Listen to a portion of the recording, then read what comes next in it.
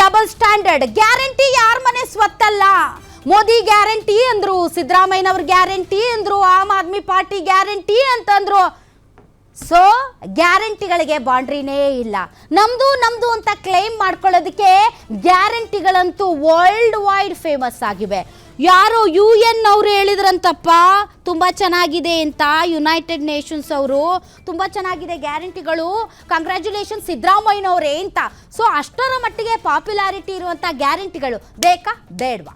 ಹಾಗಾದರೆ UP ಅಧ್ಯಯನ ತಂಡ ಯಾಕೆ ಅಧ್ಯಯನ ಮಾಡ್ತು? ಈ ಅಧ್ಯಯನದ ಹಿಂದೆ ಬಿಜೆಪಿಯ ಡಬಲ್ ಸ್ಟ್ಯಾಂಡರ್ಡ್ ಇದೆಯಾ? ಈ ಬಗ್ಗೆ ಚರ್ಚೆ ಮಾಡೋದಕ್ಕೆ ಅತಿಥಿಗಳು ನಮ್ಮೊಂದಿಗಿದ್ದಾರೆ. ಬನ್ನಿ ಅವರನ್ನ ವೆಲ್ಕಮ್ ಮಾಡೋಣ. ನಮ್ಮೊಂದಿಗೆ ಇದ್ದಾರೆ ವಿಧಾನ ಪರಿಷತ್ ಸದಸ್ಯರು ಕಾಂಗ್ರೆಸ್ನ ನಾಗರಾಜ್ ಯಾದವ್ ಅವರು.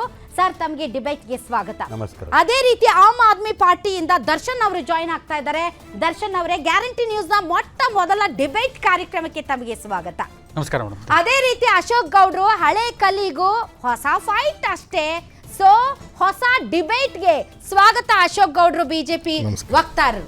ಅದೇ ರೀತಿ ಹಿರಿಯ ಪತ್ರಕರ್ತರು ಸುನಿಲ್ ಶಿರ್ಸಂಗಿ ಅವರು ನಮ್ಮೊಂದಿಗೆ ಜಾಯಿನ್ ಆಗಿದ್ದಾರೆ. ಸರ್, ತಮಗೂ ಕೂಡ ಸ್ವಾಗತ. ಸೊ ಹೇಗಿದೆ?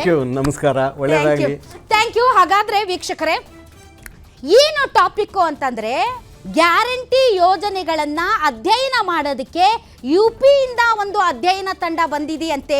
ಯಾಕೆ ಅಂತಂದ್ರೆ 2027ರಲ್ಲಿ ಉತ್ತರ ಪ್ರದೇಶದ ಎಲೆಕ್ಷನ್ ಇದೆ. ಸೊ ಈ ಎಲೆಕ್ಷನ್ಗೆ UP ಜನರಿಗೆ ನಾವು ಗ್ಯಾರಂಟಿಗಳನ್ನ ಕೊಡಬಹುದಾ? ಆ ಮೂಲಕ ನಾವು ಜನರ ಮತಗಳನ್ನು ಗಳಿಸಬಹುದಾ? Like Karnataka, like Telangana. So ಈ ಅಧ್ಯಯನ ತಂಡ ಇಲ್ಲಿ ಅಧ್ಯಯನ ನಡೆಸಿ ಯೋಗಿ ಅವರಿಗೆ ರಿಪೋರ್ಟ್ ಕೊಡುತ್ತಂತೆ. ಅದಾದ್ಮೇಲೆ ಅವರು ಡಿಸೈಡ್ ಮಾಡ್ತಾರಂತೆ ಗ್ಯಾರಂಟಿ ಬೇಕಾ ಬೇಡವಾ ಅಂತ. ಅಹೋರಾತ್ರಿ ಮಲಗಿ ಫ್ರೀಡಂ ಪಾರ್ಕ್ ಅಲ್ಲಿ ಎದ್ದು ಇವತ್ತಿಂದ ಒಂದು ರ್ಯಾಲಿ ಶುರು ಮಾಡಿರುವಂತಹ ಬಿಜೆಪಿ ಗ್ಯಾರಂಟಿಗಳಿಂದ ತುಂಬಾ ತೊಂದರೆ ಆಗ್ತಾ ಇದೆ ಅಂತ ಹೇಳಿ ಆ ಕಡೆ UPಯಿಂದ ಅಧ್ಯಯನ ತಂಡ ಬರುತ್ತೆ ಅಂದ್ರೆ ವಾಟ್ ಈಸ್ ದಿಸ್? ಇದು ನಾವ್ ಹೇಳ್ತಾ ಇಲ್ಲಪ್ಪ, ಸ್ವತಃ ಕಾಂಗ್ರೆಸ್ನ ಮಿನಿಸ್ಟರ್ಸ್ ಹೇಳ್ತಾ ಇದ್ದಾರೆ. ಹಾಗಾದ್ರೆ ಯಾರ್ಯಾರು ಏನೇನು ಹೇಳಿದ್ದಾರೆ ಈ ವಿಚಾರಕ್ಕೆ ಬನ್ನಿ ನೋಡೋಣ. ಈಗ ನಮ್ಮ ರಾಜ್ಯದಲ್ಲಿ ಯಶಸ್ವಿಯಾಗಿ ಏನಾಗಿದೆ ಅಂತ ಹೇಳಿ ಬೇರೆ ರಾಜ್ಯದವ್ರು ಬಂದು ಸ್ಟಡಿ ಮಾಡ್ತಿದ್ದಾರೆ. ನಮ್ಮದು ಫೇಲ್ ಆಗಿದ್ರೆ ಯಾಕೆ ಬರೋರು ಅವರು? ಈಗ ಭಾರತೀಯ ಜನತಾ ಪಾರ್ಟಿ ರೂಲಿಂಗಲ್ಲಿರುವಂಥ ರಾಜ್ಯಗಳು ನಮ್ಮ ಕಾರ್ಯಕ್ರಮಗಳನ್ನು ಅವರು ಅನುಕರಣೆ ಮಾಡ್ತಿದ್ದಾರೆ.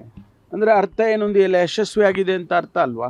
ಅಂದರೆ ತೆಲಂಗಾಣದಲ್ಲಿ ತಮ್ಮದೇ ಸರ್ಕಾರ ಇದ್ರೂ ಕೂಡ ಗ್ಯಾರಂಟಿ ಬಗ್ಗೆ CM ಅಪಸ್ವರ, ಅಂದರೆ ಅಲ್ಲಿ ಅಭಿವೃದ್ಧಿ ಒಂದೊಂದು ರಾಜ್ಯದಲ್ಲಿ ಒಂದೊಂದು ರೀತಿ ಆಗುತ್ತೆ. ನಮ್ಮ ರಾಜ್ಯ, ನಮ್ಮ ಪಕ್ಷದ ಸರ್ಕಾರ ಅಲ್ಲಿರುವಾಗ ನಾವು ಕೂಡ ನಮ್ಮ ಪಕ್ಷದ ವರಿಷ್ಠರು ಅದನ್ನು ಗಮನಿಸ್ತಾರೆ. ಏನಾದರೂ ಲ್ಯಾಪ್ಸಸ್ ಇದ್ದರೆ ಅದನ್ನು ಸರಿಪಡಿಸೋದಕ್ಕೆ ಸಲಹೆಗಳನ್ನು.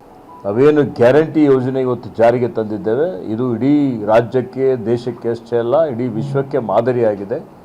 ಎಲ್ಲರೂ ಬಂದು ನಮ್ಮ ಗ್ಯಾರಂಟಿ ಯೋಜನೆಗಳ ಯಶಸ್ಸಿನ ಬಗ್ಗೆ ಇವತ್ತು ಅವರು ಅಧ್ಯಯನ ಮಾಡ್ತಾ ಇದ್ದಾರೆ. ಅಂದರೆ ನೀವು ಅರ್ಥ ಮಾಡಿಕೊಳ್ಳಿ, ಇವತ್ತೇನು ಸಾಮಾಜಿಕ ಕಳಕಳಿ ಏನು ಯಾವ ಪಕ್ಷಕ್ಕೆ ಇದೆ, ಯಾವ ಸರ್ಕಾರಕ್ಕೆ ಇದೆ.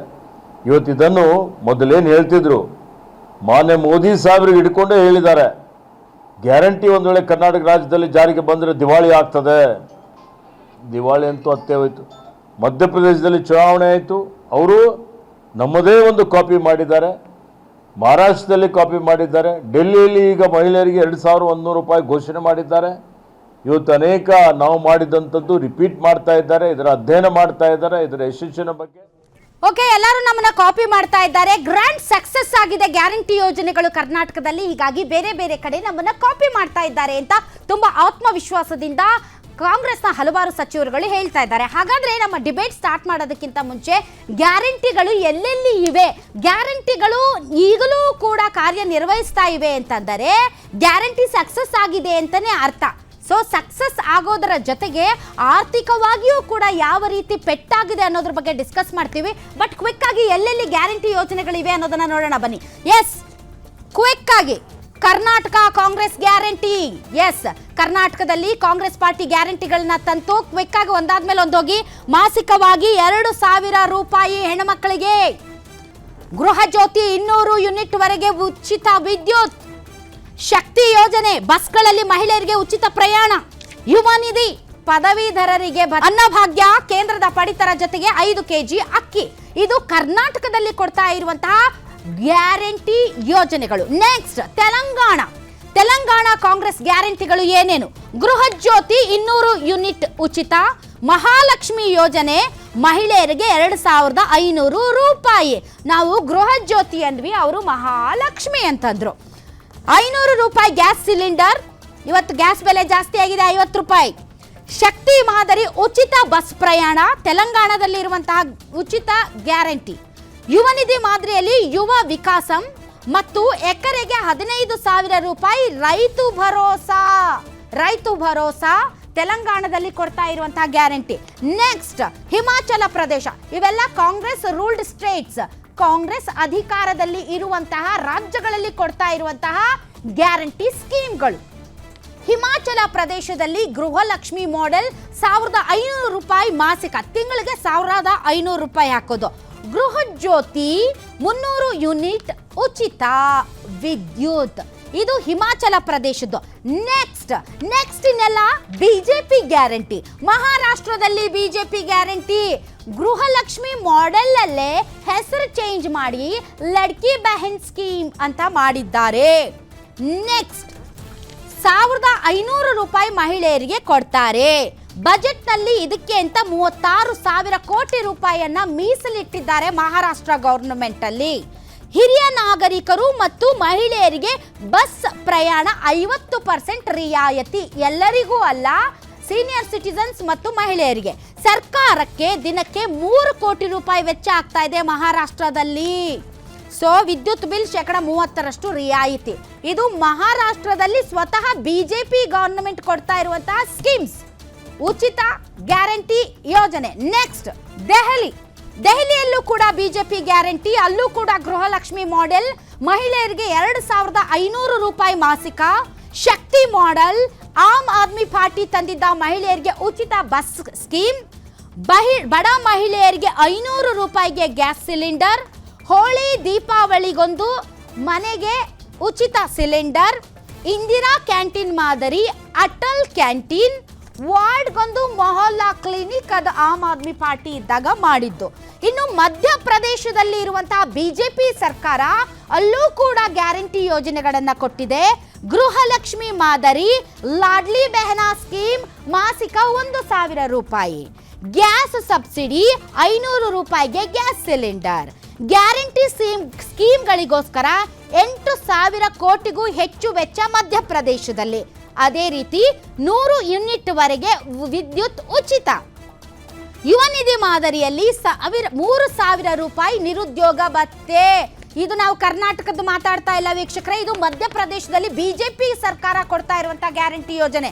ನೆಕ್ಸ್ಟ್ ಛತ್ತೀಸ್ಗಢಲ್ಲಿ ಬಿಜೆಪಿ ಕೊಡ್ತಾ ಇರುವಂತಹ ಗ್ಯಾರಂಟಿ ಯೋಜನೆ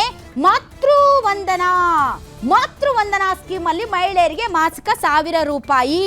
ಉಚಿತವಾಗಿ ಕುಡಿಯುವ ನೀರು ಪೂರೈಕೆ. ಇದನ್ನ ನಾನು ಸ್ಕೀಮ್ ಅಂತ ಹೇಳಲ್ಲ, ಇದು ಅತ್ಯವಶ್ಯಕವಾಗಿ ಬೇಕಾಗಿರುವಂತಹ ದಿನನಿತ್ಯದ ಅವಶ್ಯಕತೆಗಳು.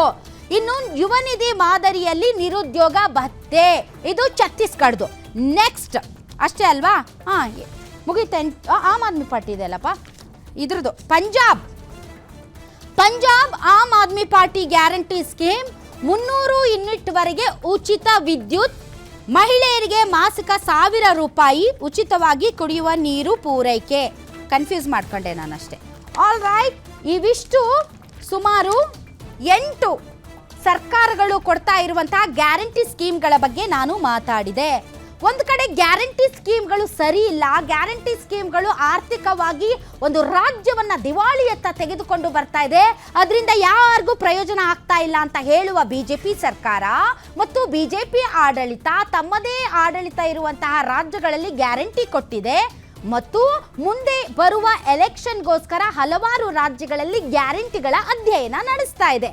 ಹಾಗಾದರೆ ನಾವೇನ್ ಅನ್ಕೋಬೇಕು? ಗ್ಯಾರಂಟಿ ಸಕ್ಸಸ್ಸಾ ಫೇಲಿಯರಾ?